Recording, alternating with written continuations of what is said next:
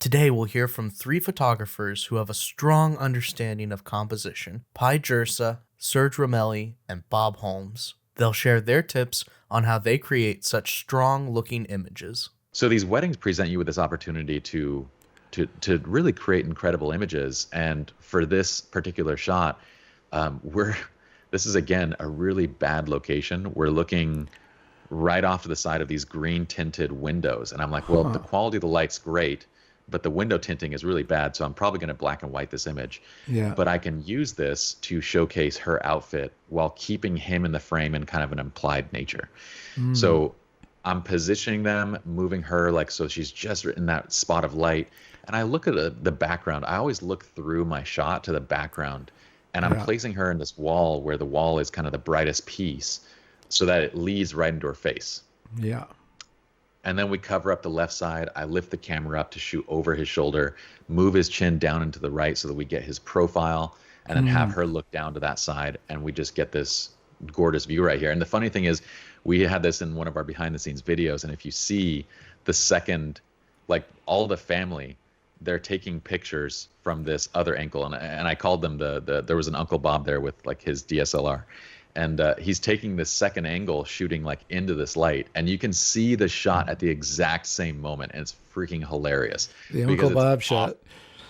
It's horrible, and you're like, okay, this is the difference between directing and understanding compositional techniques versus just kind of walking up and getting the shot. And there can be so much intention with even the family photographs. Like you mentioned that shot of Ethan in the alley. I don't know if you can pull it back up. Sure. In looking through to the background, what's going on in my head is I see this highlight point, this triangle-shaped highlight point in the background. Yeah. And you'll notice where it drops down the frame is exactly where his head is placed. Yeah. So knowing that, you know, the eyes are drawn to brightest areas of the image, I can use those areas to funnel direction into where I want. And then I can move him in a position where right now I'm using the walls of Bubblegum Alley to be negative fills. So I have two essentially black cards on the left and right, which chisel out the black on his cheek line and really emphasize the kind of the bone structure and give the highlights right to the top of the cheeks. And now the funny thing is, I was born the least creative person in the world. And with anything, like I truly believe that creativity is this muscle, like anything. It's this muscle that you practice and you develop until you can look at a scene and deconstruct why. And so that's what I really try to focus on in teaching is I'm not an inherently creative person. I had to learn why behind everything. I had to learn, why do you light a certain way? Why do you pose a certain way? Why does this look awkward? Why does this look right? What's the difference? And once I could do that and explain all the whys, then it's kind of like seeing through, like it's that Neo moment, you know, in the Matrix where you're like, I can see now. I can see it. So true.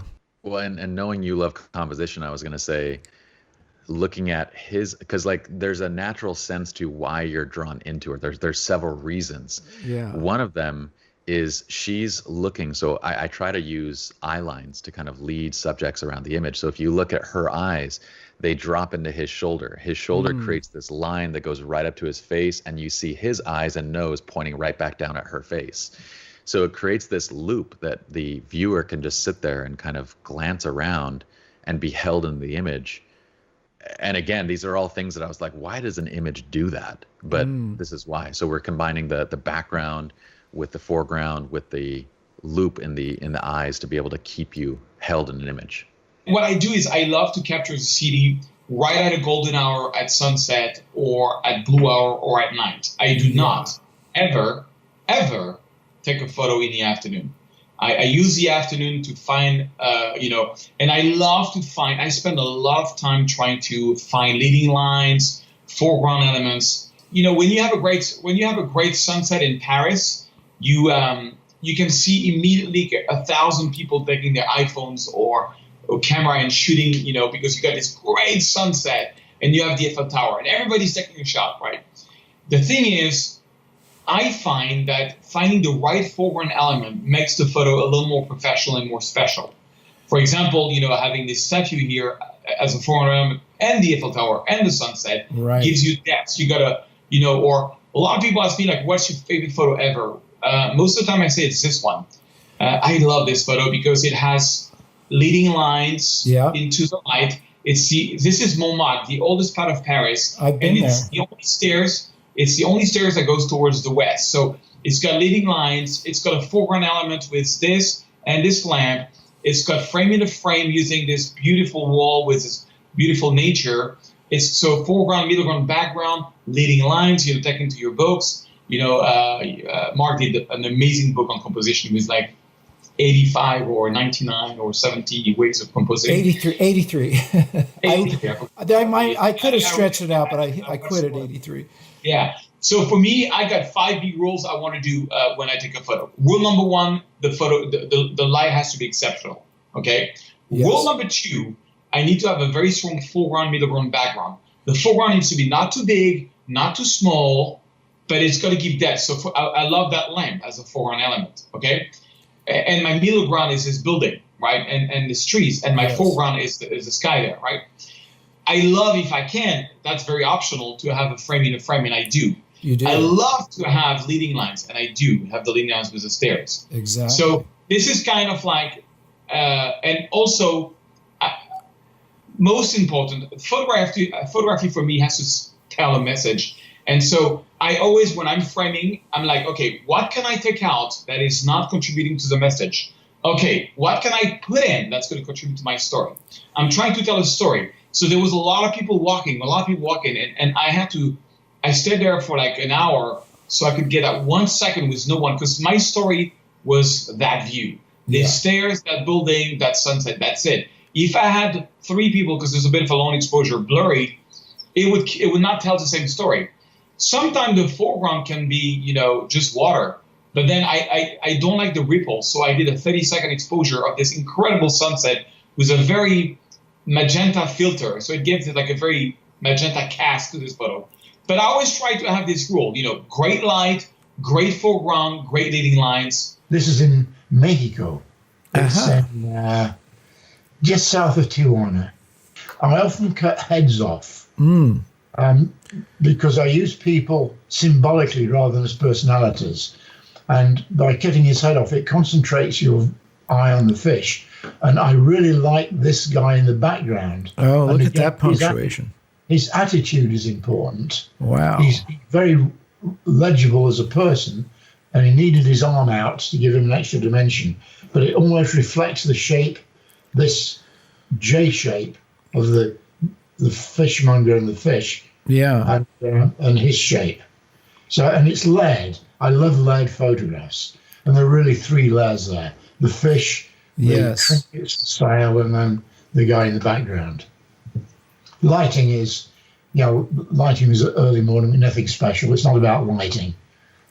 But again, I like silhouettes. I'm always looking for silhouettes. The silhouette was great. And back on that one, Bob, the depth of field, because you have the guy in the back and the fish, everybody's in focus here. So I'm assuming you had like a fairly wide angle lens that was stopped down, right? Yeah, my go-to lens would be a 28mm. I don't like lenses that are too wide because I tend to use them wide open and it distorts people. You have to be very, very careful how you use them when shooting people. And I take photographs, a lot of photographs with people in them. That's what interests me as much as anything. I love this kind of photography, and I like working with people and showing people. And again, not as portraits necessarily, but to give some sort of ethnographic meaning to the photograph. I think we have more affinity for people than just a bare, landscape. It's just you add that dimension of the person, and in this case, the silhouette. It's much more interesting than just looking at a wall, right? Yeah, when I started in photography as an amateur, I used to go out of my way to avoid getting people in landscapes. I remember you told me that. Every landscape I took, I wanted to be what I thought was pure, with no people in sight. And I've done a complete 180 on that. Yeah. Now I look for people in landscapes. And if you look at some of the great landscape photographers working today, Chris Burkett comes to mind. Yeah. They're all used people. And he even has them very tiny in the frame, but nonetheless, there's a person there. That's how I use them in landscapes now. Yeah.